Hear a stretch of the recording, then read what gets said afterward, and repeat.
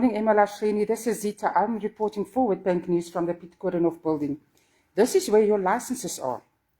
Your application for driver's licenses, applications to renew cars. It is not neatly filed. It's chucked in piles at the Piet Koornhof building with an open door and open access to anyone to come in and access any personal documents. So if your driver's license, if you still don't have it, most probably it wasn't sent away. Witbank News will definitely follow this up with the department. This is short of saying this is totally unacceptable.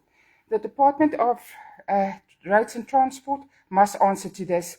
Next door, where people are supposed to collect their driver's licenses, the doors are closed. And there's a queue of people standing outside wanting to collect their driver's license. Is this plan from the department working? No.